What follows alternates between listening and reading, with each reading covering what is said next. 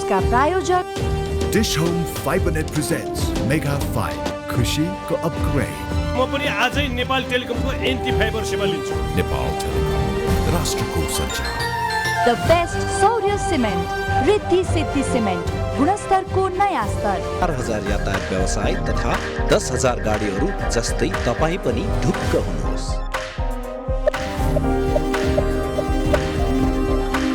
Jagadamba super sign तथा ग्याल्बा plus जस्ता पाता जीवनभरको भरोसा र नयाँ जमानाको ग्लो एन्ड लभली।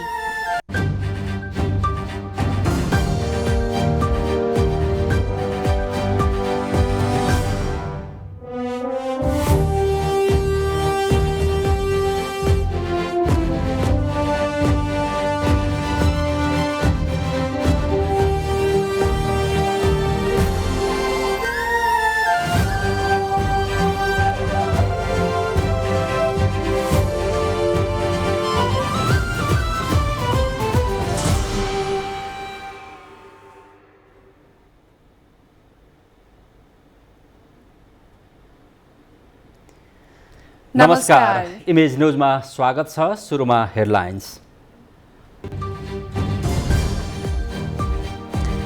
सरकारको नीति तथा कार्यक्रममाथि सांसदहरूको मिश्रित दृष्टिकोण। कसैसँग गठबन्धन नगरी एक्लै प्रधानमन्त्री बन्न ओलीलाई प्रचण्डको चुनौती। दायित्व थप्ने कार्यक्रम नल्याउन एमालेको खबरदारी। मधेसमा निर्वाचन क्षेत्र पुनर्निर्धारण गर्न उपेन्द्र यादवको माग। चुच्चे नक्सा समेटिएको पुस्तक सार्वजनिक गर्न तत्कालीन प्रधानमन्त्री ओलीले रोकेको पूर्व शिक्षा मन्त्री पोखरेलको खुलासा। प्रतिनिधि सभामा आज आर्थिक वर्ष 2078-79 को आर्थिक सर्वेक्षण पेश गरिँदै अर्थमन्त्री शर्माले मुलुकको वर्तमान आर्थिक स्थितिबारे संसदलाई जानकारी गराउने। पोखरा महानगरका नवनिर्वाचित मेयर आचार्यलाई निर्वाचन आयोगको 24 घण्टे स्पष्टीकरण। आयोगको बदनियतले मत बदर भएको पुष्टि गर्न माग।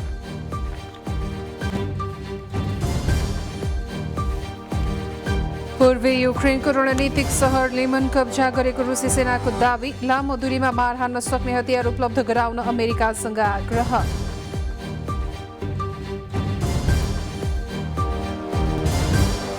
र एएफसी एसियन कप छनौटको तयारीमा रहेको नेपाली टोलीले आज कतारमा टिमोर लिस्टेसँग मैत्रीपूर्ण खेल खेल्दै दोस्रो खेल शुक्रबार ओमानसँग।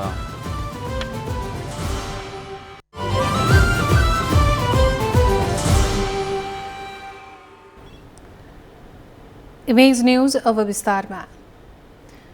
प्रतिनिधि सभा बैठक आज पनि बसिरहेको छ। संसद भवन नयाँ बानेश्वरमा जारी बैठकमा सरकारले प्रस्तुत गरेको आर्थिक वर्ष 2079-80 को वार्षिक नीति तथा कार्यक्रममाथि सत्ता र प्रतिपक्ष दलका सांसदहरूले धारणा राखिरहेका छन्। बैठकमा नेकपा माओवादी केन्द्रका अध्यक्ष पुष्पकमल दाहालले नेकपा एमालेका अध्यक्ष केपी शर्मा ओलीलाई कुनै पार्टीसँग गठबन्धन सहकार्य नगरी प्रधानमन्त्री बन्न चुनौती दिनुभयो।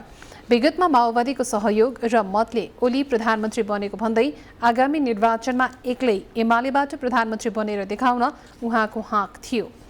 ओली दुई पटक नै माओवादीको वैशाखी टेकेर प्रधानमन्त्री बनेको प्रचण्डको भनाइ छ।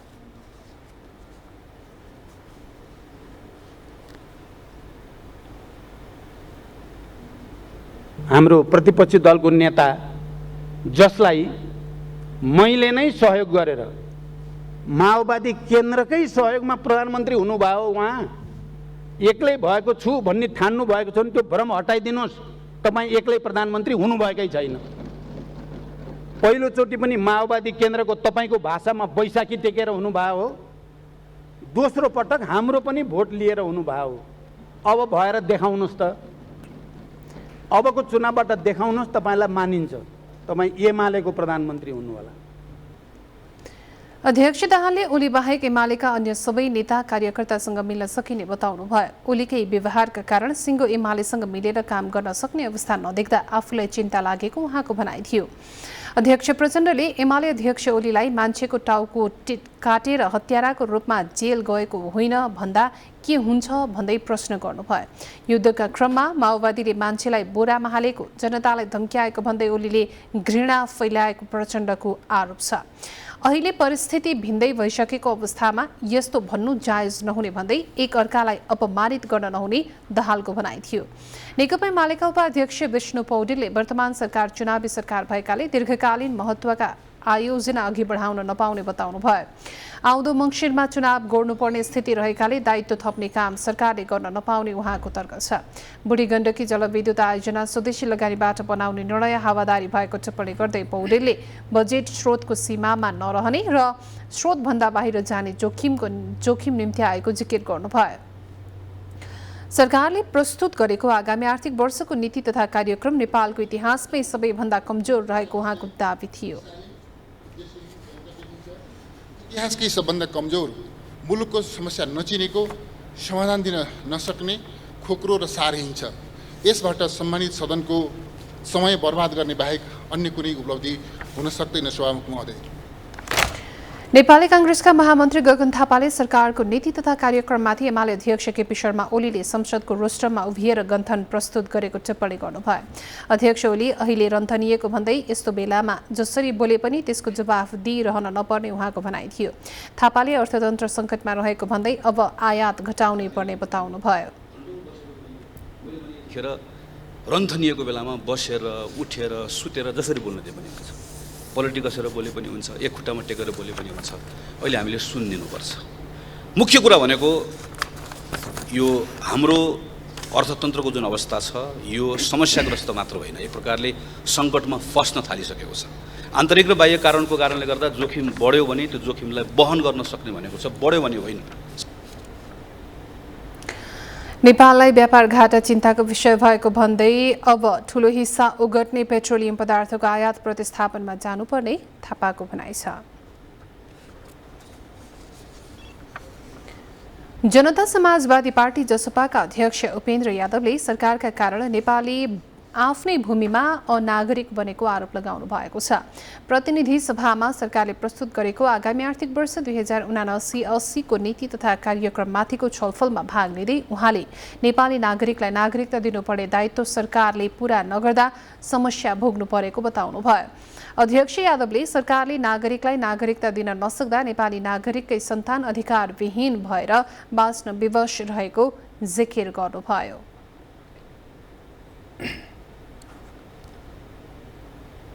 राज्यले आफ्नो दायित्व पूरा नगर्दा ती नेपाली नागरिकहरू जो नागरिकका सन्तानहरू राष्ट्रियता विहीनको अवस्थामा, अधिकारबाट वञ्चित भएको अवस्थामा बाँच्न विवश भएका छन्। गल्ती राज्यले गर्ने, दिन राज्यले नदिने, तर त्यसको सजाय नागरिकले भोग्नु पर्ने। मधेसमा निर्वाचन क्षेत्रको पुनर्निर्धारण गर्नुपर्ने माग गर्दै उहाँले निर्वाचन क्षेत्र तय गरिएको बेलामा भन्दा अहिले जनघनत्व बढेकोले त्यसको पुनः निर्धारण आवश्यक रहेको बताउनुभयो।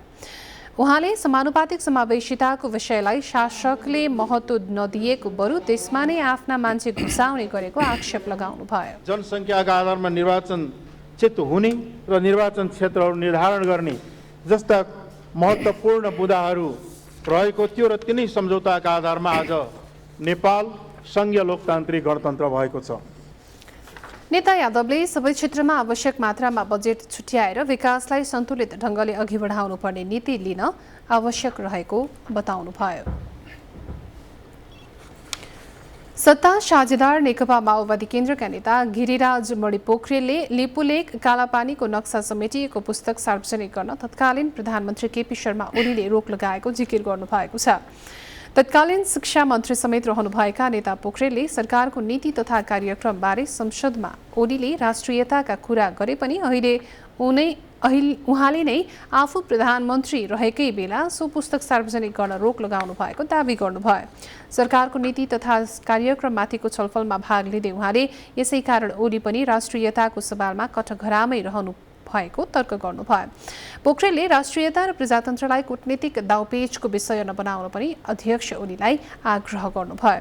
सरकारले प्रस्तुत गरेको नीति तथा कार्यक्रममा लिपुलेक, लिम्पियाधुरा र कालापानीको सवाललाई छोडेको भन्दै उहाँले असन्तुष्टि समेत व्यक्त गर्नुभयो। कालापानीको सवाललाई छोडेको छ, यसमा खुट्टा नकमाउनुस्। चीनलाई सशंकित गराएर नेपाललाई अमेरिकी कित्तामा लगेर नेपालको राष्ट्रिय हित हुँदैन। प्रमुखको संयुक्त राज्य अमेरिकाको चाँडै हुने भ्रमणप्रति अहिलेदेखि नै सचेत हुन जरुरी छ।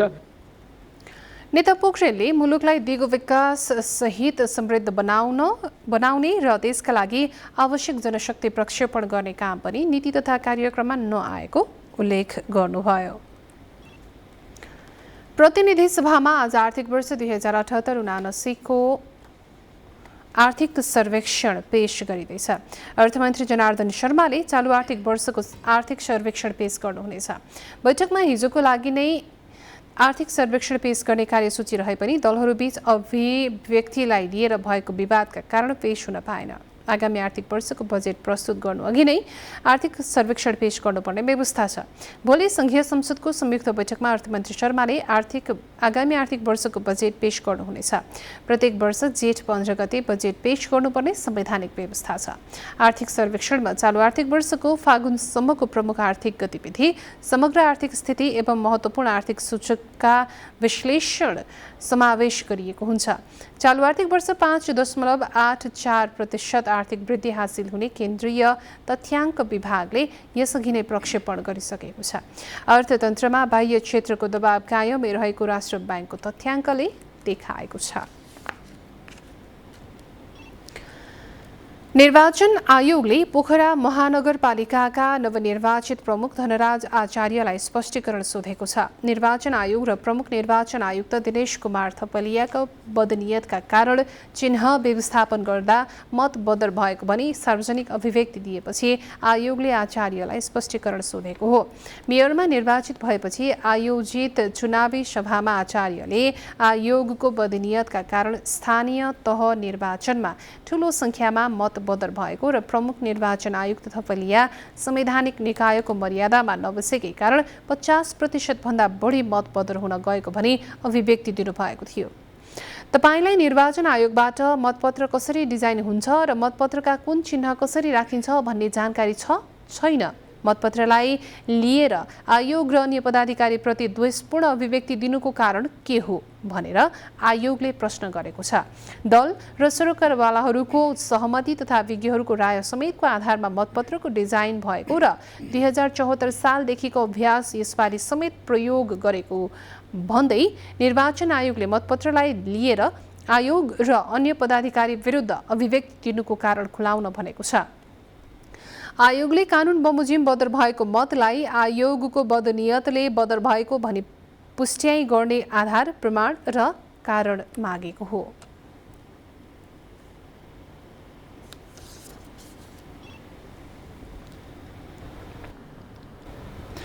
नेपाली कांग्रेसका वरिष्ठ नेता रामचन्द्र पौडेलले निजगढ अन्तर्राष्ट्रिय विमानस्थल नबनाउनु भन्ने सर्वोच्च अदालतको फैसलालाई अविवेकी निर्णयको संज्ञा दिनुभएको छ। वरिष्ठ नेता पौडेलले अदालतले गरेका कतिपय आदेशले देश विकासमा अवरोध गरेको र सर्वोच्चको निजगढ विमानस्थल सम्बन्धी निर्णय पनि त्यसकै नमुना भएको आरोप लगाउनुभयो। निजगढ विमानस्थल रोक लगाउने निर्णयमाथि अदालतले पुनरावलोकन गर्नुपर्ने उहाँको भनाइ थियो। नेता पौडेलले काठमाडौँको त्रिभुवन अन्तर्राष्ट्रिय विमानस्थल को उत्तम विकल्प निजगढ बाहेक अन्य हुन नसक्ने जिकिर गर्नुभयो। उहाँले विमानस्थलका लागि जंगल फडानी गर्ने काम पहिल्यै भइसकेको र अहिले त्यहाँ बसेको बस्ती सारेर विमानस्थल निर्माण गर्न मात्रै बाँकी रहेकाले सर्वोच्चले गरेको निर्णय वास्तविकतासँग मेल नखाएको टिप्पणी गर्नुभयो। यी कुराहरू छ अथवा चाहिँ त्यहाँको वातावरण विनाश भन्ने कुरा छ, त्यो विनाश पहिल्यै भइसकेको छ। त्यहाँ त त्यो जङ्गल फाँडेर मान्छे बस्ती यत्रो ठुलो चाहिँ सङ्ख्यामा मान्छेहरू त्यहाँ बसेका छन्, 300-400 परिवार बसिसक्यो। अब त त्यो चाहिँ परिवारलाई तलतिर चाहिँ सारेर त्यहाँ जडीबुटीको सरकारकै जग्गा छ, तिनलाई सर्लक्क त्यहाँ सारेर त्यहाँ खुरुक्क एयरपोर्ट बनायो हुने अवस्था छ। त्यसकारण चाहिँ त्यहाँ अब अहिले यो वातावरणको नाउँमा रोक्नुपर्ने कुनै पनि औचित्य छैन। नेता पौडेलले विमानस्थल बनाउने भनिएको स्थानमा बाँकी रहेको जंगल जोगाउन सरकारलाई क्रियाशील हुन आग्रह गर्नुभयो। राष्ट्रिय प्रजातन्त्र पार्टीका अध्यक्ष राजेन्द्र लिङदेनले नेपाली कङ्ग्रेस, नेकपा एमाले र नेकपा माओवादी केन्द्रले भ्रष्टाचार गरेर देश खोक्रो बनाएको आरोप लगाउनु भएको छ। 2047 सालपछि 3 दलले आलोपालो देशको नेतृत्व गरेकाले मुलुक आर्थिक रूपले टाट पल्टिएको दाबी लिङदेनको छ। धरानको विजयपुरमा राप्रपा नगर समितिले आयोजना गरेको शुभकामना तथा बधाई कार्यक्रममा उहाँले देशको ढुकुटी रित्तो बनाउने काङ्ग्रेस, एमाले र माओवादीसँग सचेत हुन सर्वसाधारणलाई आग्रह गर्नुभयो।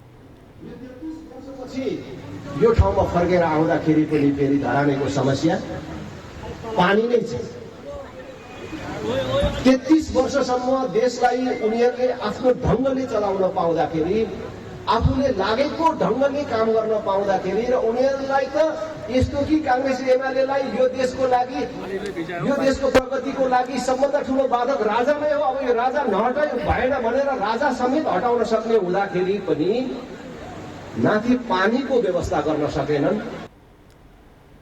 अध्यक्ष लिङदेनले देश लुट्ने नेताहरूलाई सरापेर मात्र नपुग्ने भएकाले उनीहरूलाई भोट हाल्ने जनतालाई पनि सचेत हुन आवश्यक रहेको बताउनुभयो। देशको नेतृत्व लुटी खानेहरूको हातमा पुगेको भन्दै राप्रपाले मात्र देशको रक्षा र सही नेतृत्व गर्न सक्ने उहाँको दाबी रहेको छ। ऊर्जा, जलस्रोत तथा सिँचाइ मन्त्री पम्फा भुसालले पेट्रोलियम पदार्थको आयात कम गर्न साइकल र विद्युतीय सवारी साधनको प्रयोग बढाउनु पर्ने बताउनु भएको छ। महिनावारी स्वच्छता दिवसका अवसरमा आज आयोजित कार्यक्रममा उहाँले पेट्रोलियम पदार्थबाट चल्ने सवारी साधनको प्रयोगलाई कम गर्न साइकल उपयुक्त विकल्प भएको बताउनुभयो। साइकल र विद्युतीय सवारी साधनको प्रयोगले वातावरणलाई स्वच्छ बनाउने र वातावरणीय समस्या समाधान हुने मन्त्री भुसालको भनाइ छ।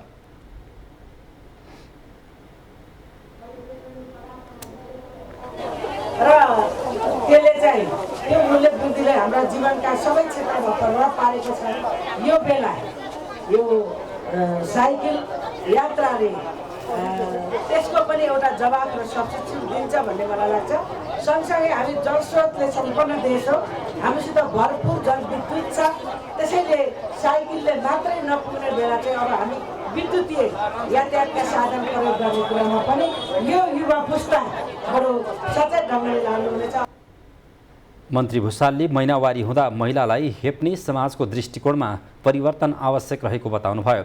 सेनिटरी प्याडको निःशुल्क वितरणसँगै छात्राहरूलाई विद्यालयमा सहज भएको उहाँको भनाइ थियो।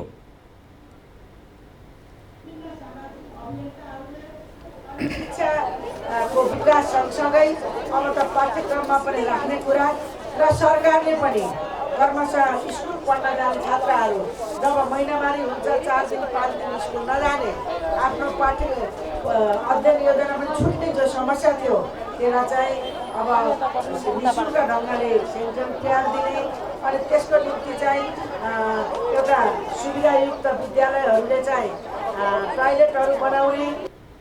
महिनावारी स्वच्छता दिवसको अवसरमा आज काठमाडौँको बसन्तपुरदेखि ललितपुरको मङ्गल बजारसम्म बृहत र्याली समेत भएको थियो। गृह मन्त्रालयले रोल्पा कारागारमा झुन्डिएर आत्महत्या गरिएको भनिएका बन्दी सुन्दर हरिजनको मृत्युबारे छानबिन गर्न 5 सदस्यीय समिति गठन गरेको छ। कारागार विभागका निर्देशक झरेन्द्र प्रसाद चापागाईको संयोजकत्वमा समिति गठन गरिएको हो। समितिलाई घटना सम्बन्धमा स्थलगत रूपमा समेत अध्ययन अनुसन्धान गरी 10 दिनभित्र प्रतिवेदन पेश गर्न भनिएको छ। गृह मन्त्रालयले समितिको प्रतिवेदन प्राप्त भएपछि घटनाबारे सत्य तथ्य उजागर हुने जनाएको छ। मन्त्रालयका प्रवक्ता फणीन्द्र मणि पोखरेलले भविष्यमा यस्ता घटना हुन नदिन सुधारका उपाय अवलम्बन गरिने बताउनुभयो।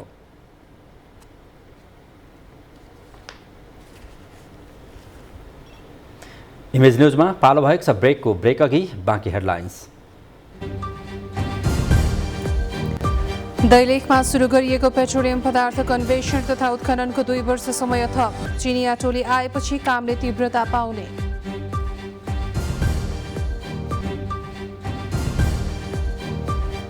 आगामी वर्षभित्र नेपाल कृषिमा आत्मनिर्भर हुने कृषि मन्त्री यादवको दाबी। हरेक प्रदेशमा कृषि भण्डारण गृह र प्रत्येक गाउँपालिकामा कृषि गोदाम स्थापना गरिने। र पेट्रोलियम पदार्थमा लगाएको कर घटाएर मूल्य वृद्धि रोक्न सांसदहरूको माग। प्रचण्ड भन्छन् महँगीले भान्साबाटै विद्रोह हुने खतरा बढ्यो।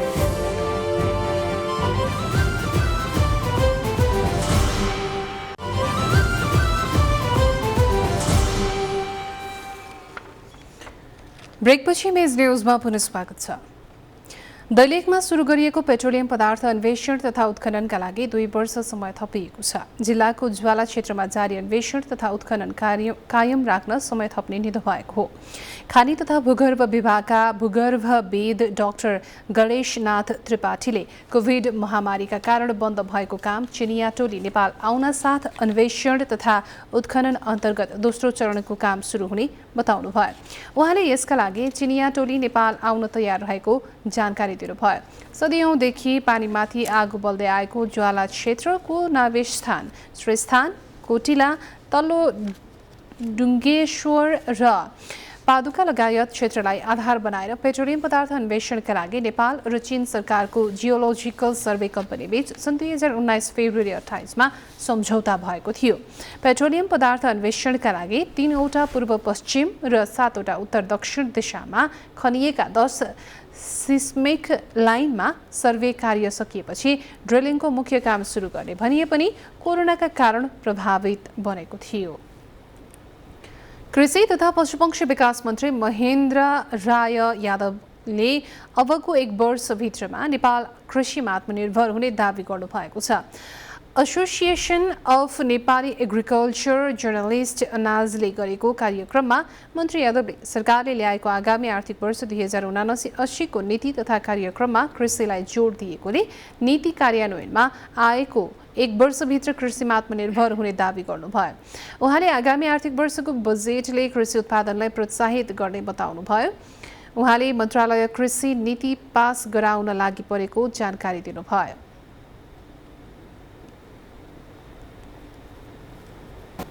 विगतभन्दा अलिकता धेरै परिवर्तनको रूपमा आएको छ। त्यसमा धेरै सुधारको प्रक्रियाहरू लेखिएको छ र त्यसलाई कार्यान्वयन सवाल हाम्रो मूल समस्या भनेको कार्यान्वयन कसरी गर्ने।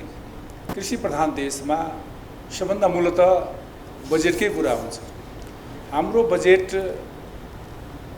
कति प्रतिशत निर्धारण हुन्छ, त्यसैमा कृषि क्षेत्रको विकासलाई हामीले कार्यक्रमको माध्यममा अगाडि बढाउने हो र मलाई लाग्छ कि यसपालिको बजेट पनि देशको यो परिस्थिति, विश्वको आर्थिक अवस्थाको डमाडोलको स्थिति र हाम्रो देशको पनि आर्थिक अवस्थाको कारणले बजेट मलाई लाग्छ कि जुन हामीलाई सिलिङ प्राप्त भएको छ त्यो यथास्थितिमा नै छ। मन्त्री यादवले आगामी आर्थिक वर्षको बजेटमा सबै प्रदेशहरूमा एउटा भण्डारण घर र प्रत्येक गाउँपालिकामा ससाना गोदाम बनाउन बजेट छुट्याउनु पर्ने बताउनुभयो।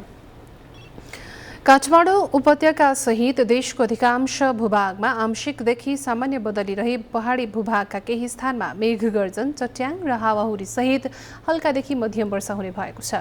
यतिखेर उपत्यका सहित विभिन्न भागमा वर्षाको सम्भावना टरेको छैन।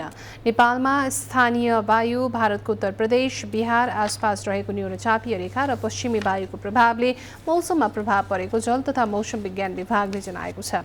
विभागले प्रदेश 1, मध्य प्रदेश, बागमती, गण्डकी र लुम्बिनी प्रदेश लगायत देशका पहाडी भूभागका केही स्थानमा मेघ गर्जन, चट्याङ र हावाहुरी सहित हल्कादेखि मध्यम वर्षाको सम्भावना रहेकोले आवश्यक सतर्कता अपनाउन अपिल गरेको छ।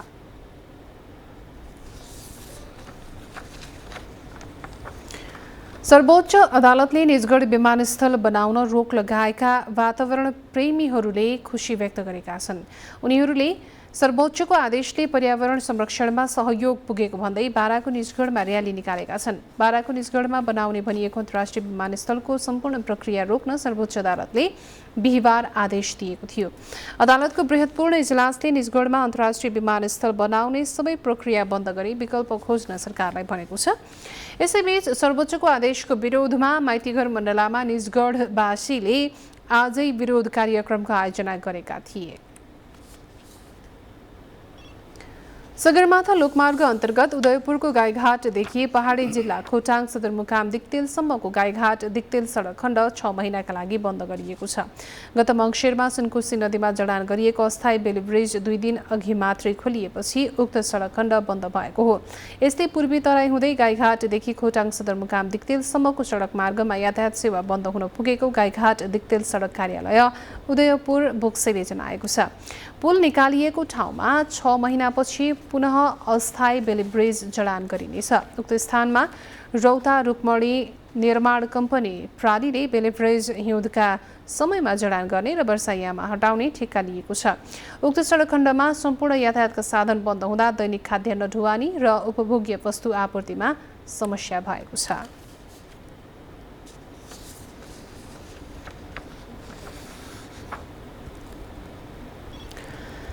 किराँत राईहरूको महान चाड उभौली पर्व धरानको सप्तरङ्गी पार्कमा भव्य रूपमा साकेला नाचेर समाप्त गरिएको छ।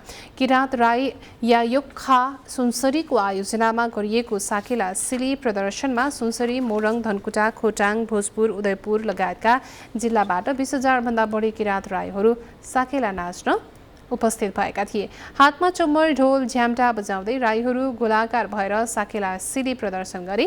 विभिन्न समूहमा भेला भएका उनीहरूको उपस्थितिले सप्तरङ्गी पार्क खचाखच भरिएको थियो।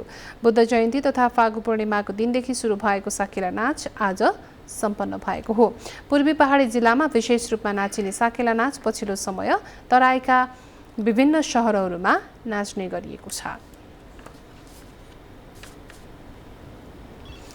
मिस्टर एन्ड मिस सुपरनेसनल नेपाल 2022 प्रतियोगिताको ग्रान्ड फिनाले भोलि हुँदैछ।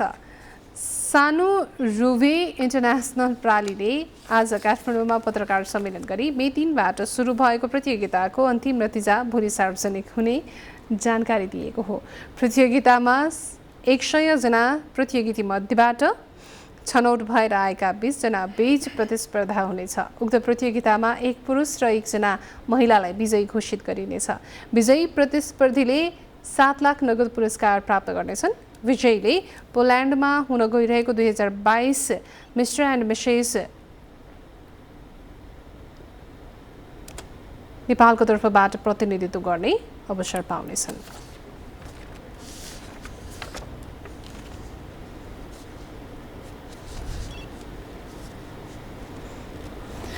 काभ्रेको पाँचखाल नगरपालिकाका खेतबारीमा विषादी छर्न ड्रोनको परीक्षण गरिएको छ।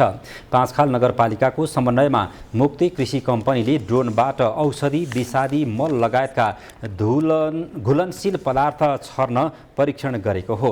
16 लिटर क्षमताको ड्रोनले एक पटकमा 16 रोपनी जग्गामा विषादी छर्ने मुक्ति कृषि कम्पनीका प्राविधिक सागर पाण्डेले जानकारी दिनुभयो। उहाँले सेन्सर सहितको ड्रोनलाई रोखतार भए पनि असर नगर्ने बताउनुभयो। रिमोटबाट चलाउँदा 8 किलोमिटरको दूरीसम्म विषादी छर्न सकिने पाण्डेले जानकारी दिनुभयो। पाँचखाल नगर प्रमुख महेश खरेलले कृषिलाई यान्त्रिकरण गर्दै लैजाने प्रयास स्वरूप परीक्षणको रूपमा ड्रोनबाट औषधि, विषादी र मल छर्कने कार्यको परीक्षण गरिएको बताउनुभयो।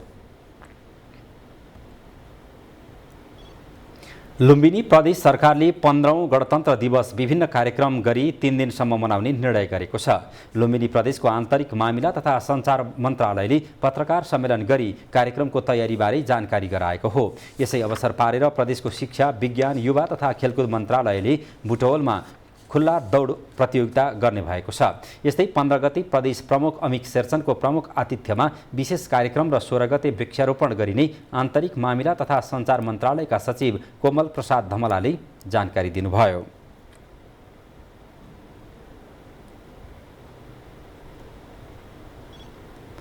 बलजित कौर नेपालका 8000 मिटर भन्दा अग्ला 5वटा शिखर एउटै सिजनमा आरोहण गर्ने पहिलो भारतीय बनेकी छिन्।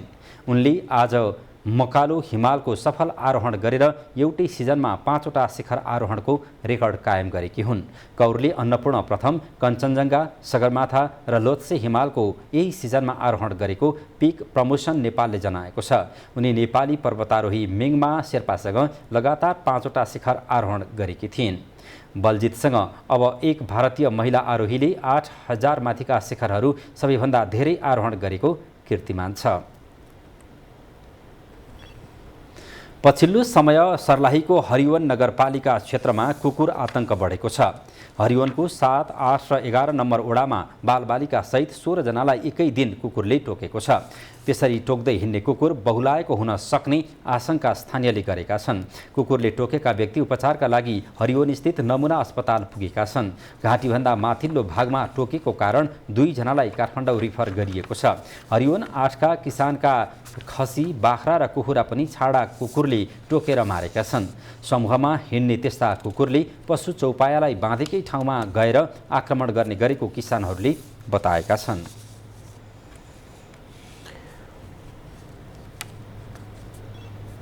अब बिजनेस न्यूज। बिजनेस न्यूज का प्रायोजक मेरो देश मेरो जगदम्बा सिमेन्ट। हुलास भए अरू किन खोज्ने? सर्वोत्तम सिमेन्ट, सर्वोत्तम मजबुती। माओवादी केन्द्रका अध्यक्ष तथा पूर्व प्रधानमन्त्री पुष्पकमल दाहालले पेट्रोलियम पदार्थमा लगाइएको कर घटाएर र हटाएर भए पनि मूल्य वृद्धि रोक्नुपर्ने बताउनु भएको छ। सरकारको नीति तथा कार्यक्रममाथि आज प्रतिनिधि सभामा अध्यक्ष प्रचण्डले आफूले प्रधानमन्त्री शेरबहादुर देउवालाई यसअघि नै भनेको र आगामी दिनमा त्यो कदम चालेर जनतामाथि परेको समस्यामा राहत दिनुपर्ने बताउनुभयो। अन्तर्राष्ट्रिय राजनीतिमा देखा परेको ध्रुवीकरण र विभिन्न ठाउँमा युद्धले निम्त्याएको समस्या समाधानमा एउटा राजनीतिक दल विशेषले या सरकार एक्लैले मात्रै गर्न नसक्ने उहाँको भनाइ थियो। महँगीको मारमा जनता परेको र त्यसले झन समस्या पार्ने हो कि भन्ने प्रचण्डको शङ्का रहेको थियो। प्रत्येक भान्साबाट विद्रोह हुने हो कि भन्ने परिस्थिति बनेको भन्दै उहाँले दिन प्रतिदिन बढेको महँगीका कारण जनता आजित हुने परिस्थिति बनेको बताउनुभयो।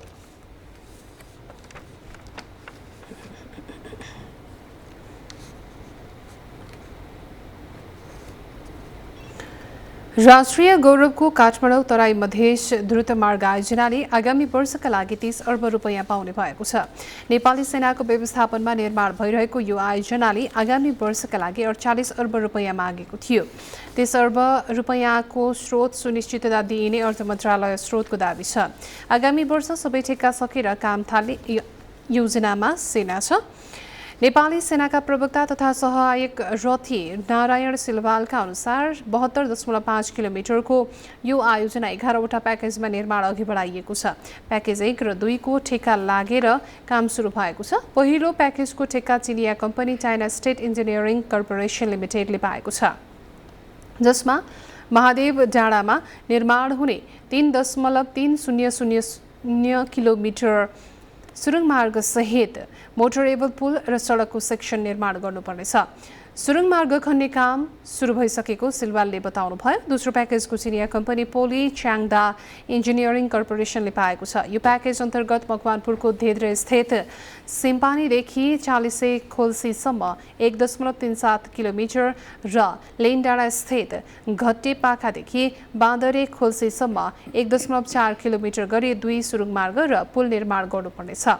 प्याकेज 3, 4 र 5 को टेन्डर भएर काम सुरु हुन लागेको छ। प्याकेज 6 र 7 को टेन्डरका लागि गृह कार्य भइरहेको सेनाले जनाएको छ। प्याकेज 8, 9 र 10 को वेडिङ डकुमेन्ट तयार पार्न लागि 2081 पुसमा निर्माण सम्पन्न गर्ने योजना रहेको छ।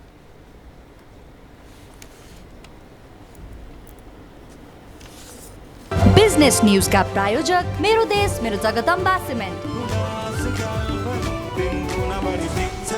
हुलास भए अरू किन खोज्ने? सर्वोत्तम सिमेन्ट, सर्वोत्तम मजबुती। इमेज न्यूजमा फेरि पालो भएको छ ब्रेकको ब्रेक अघि बाँकी हेडलाइन्स। इन्डोनेसियामा एक डुङ्गा डुब्दा 26 जना बेपत्ता, 43 जना सवार डुङ्गाबाट 17 जनाको उद्धार।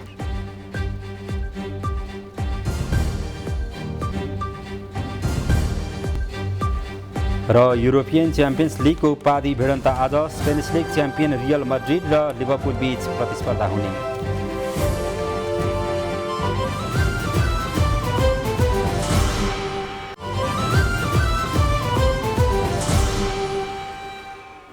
अब स्पोर्ट्स न्यूज।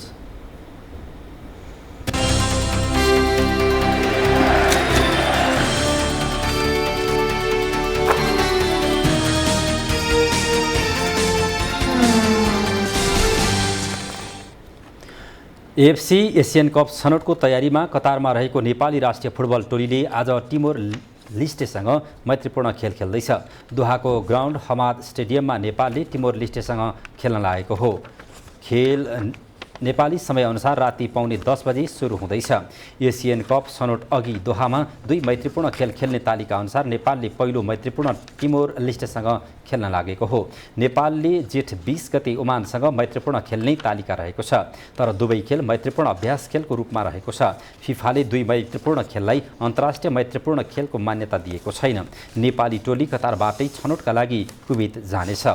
मुख्य प्रशिक्षक अब्दुल्लाह अलमुताइरीले छनौटका लागि कप्तान किरण चेम्जोङ सहितका 11 सिनियर खेलाडी बाहिर राख्दै टोलीको घोषणा गरिसकेका छन्। छनौटमा नेपाल समूह ए मा रहेको छ। नेपाल रहेको समूहमा कुवेत, इन्डोनेसिया र जोर्डन रहेका छन्।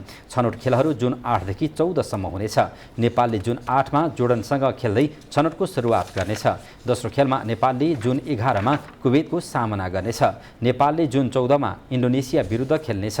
हरेक समूहमा शीर्ष टोली र 5 समूहको उत्कृष्टको आइसिसी विश्वकप लिग 2 क्रिकेट प्रतियोगिता अन्तर्गत त्रिकोणात्मक 1 दिवसीय सिरिजका लागि नेपाली टोलीलाई आज बिदाई गरिएको छ।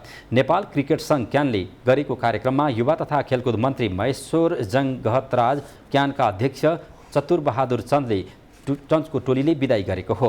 नेपाली टोलीका कप्तान सन्दीप लामिछाने तयारी राम्रो भएकाले नतिजा पनि राम्रो आउने विश्वास व्यक्त गर्दछन्। धेरै खेल खेल्न बाँकी रहेकाले नेपाली टोलीलाई अर्को चरण पुग्नका लागि पनि श्रृङ्खला निकै महत्त्वपूर्ण रहेको उनको भनाइ थियो। यो सबै गेमहरू कसरी जित्ने, कसरी त्यो प्लानिङहरू गर्दै जाने होइन, यदि हामी गेम बाई गेम राम्रो प्लानिङ गरेर यदि जित्ने सोच बनाउँछौँ भने डेफिनेटली ओडिआई स्टेटस आफै नै बस्ने छ। र यो चाहिँ ओडिआई स्टेटस मात्रै होइन, क्वालिफाइङ ग्राउन्ड पनि हो होइन। त्यो नेक्स्ट लेभलमा पुग्नुको लागि पनि हाम्रो लागि एउटा राम्रो च्यालेन्जेसहरू छ डेफिनेटली, तर त्यो च्यालेन्जेसहरूको लागि चाहिँ हामी we are ready to face that. पहिलोपटक श्रृङ्खलाका लागि नेपाली टोली अमेरिका भ्रमण गर्न लागेको हो। नेपालले अमेरिका भ्रमणमा रहँदा आयोजक अमेरिका र ओमानसँग त्रिकोणात्मक श्रृङ्खला खेल्नेछ। श्रृङ्खला पूर्व नेपाली टोली अमेरिकामा त्यहाँका 2 क्लबसँग अभ्यास खेल खेल्ने तालिका समेत रहेको छ। नेपाली टोलीलाई सम्हालेका मुख्य प्रशिक्षक पुबुदु दासनायकले तयारी राम्रो भएकाले सुखद नतिजा आउनेमा आफू आशावादी रहेको प्रतिक्रिया दिएका छन्। Side of Nepal cricket is like, we have done so much hard work in the last 5-6 weeks, playing couple of series and then training in last 2-3 weeks. So I think from the cricketing point of view, we are really ready. As you all know that it's a young side, but there's a lot of talent in this group. But the task is is huge. We are going into a place different part of the world where many have not been in there. Some of the team members that we have, they are new to the system. But overall, I think we have put a great foundation. League 2 श्रृङ्खला अन्तर्गत नेपालले पहिलो खेल ओमानसँग जुन 9 तारिकमा खेल्नेछ। त्यसपछि जुन 11 मा नेपाली टिमले अमेरिकासँग खेल्नेछ भने जुन 14 मा ओमानसँग दोस्रो खेल खेल्ने तालिका रहेको छ। यस्तै जुन 15 मा अमेरिकासँग दोस्रो खेल खेल्नेछ। आइसिसी विश्वकप लिग 2 प्रतिस्पर्धा गरिरहेका 7 टिमले 36 वटा म्याच खेल्नुपर्छ। ओमान 40 अङ्कसहित शीर्ष स्थानमा रहँदा 12 खेल खेलेको नेपाल 6औं स्थानमा रहेको छ।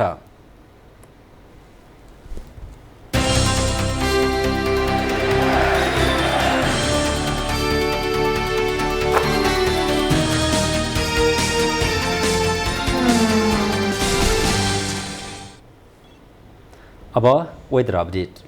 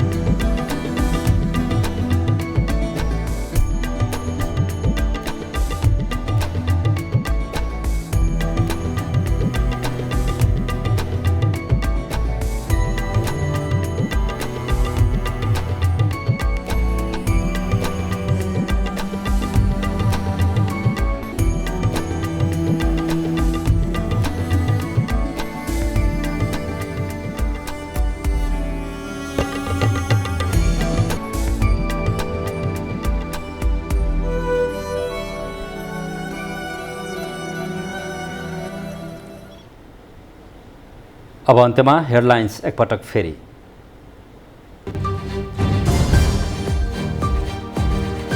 सरकारको नीति तथा कार्यक्रममाथि सांसदहरूको मिश्रित दृष्टिकोण। कसैसँग गठबन्धन नगरी एक्लै प्रधानमन्त्री बन्न ओलीलाई प्रचण्डको चुनौती। दायित्व थप्ने कार्यक्रम नल्याउन एमालेको खबरदारी। मधेसमा निर्वाचन क्षेत्र पुनर्निर्धारण गर्न उपेन्द्र यादवको माग। चुच्चे नक्सा समेटिएको पुस्तक सार्वजनिक गर्न तत्कालीन प्रधानमन्त्री ओलीले रोकेको पूर्व शिक्षा मन्त्री पोखरेलको खुलासा।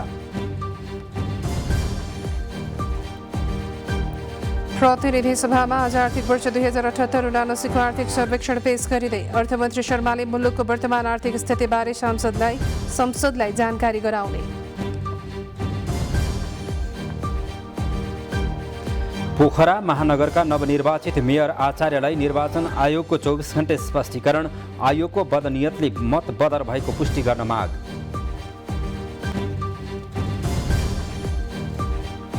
पूर्वी युक्रेनको रणनीतिक सहर लेमन कब्जा गरेको रुसी सेनाको दावी। लामो दूरीमा मार हान्न सक्ने हतियार उपलब्ध गराउन अमेरिकासँग आग्रह।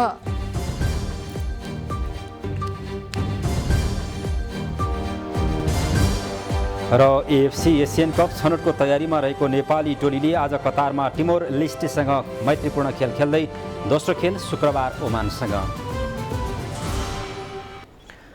इमेज न्यूज अहिलेलाई सकियो। थप न्यूज इमेजकभर.com मा हेर्न पढ्न र सुन्न पनि सक्नुहुनेछ। इमेज च्यानल हेर्दै रहनुहोला। नमस्कार।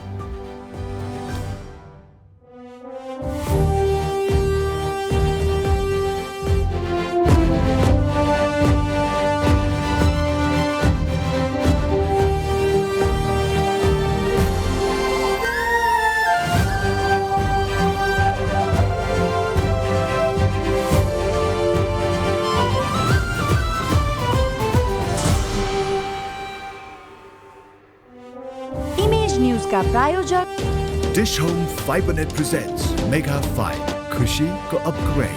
म पनि आजै नेपाल टेलिकमको एन्टी फाइबर सेवा लिन्छु। नेपाल टेलिकम राष्ट्रको सञ्चार।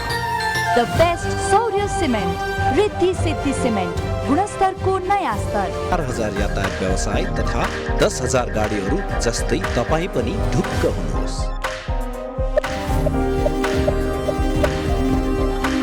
जगदम्बा सुपर साइन तथा ग्याल्वा प्लस जस्ता पाता जीवनभरको भरोसा। र नयाँ जमानाको ग्लो एन्ड लभली।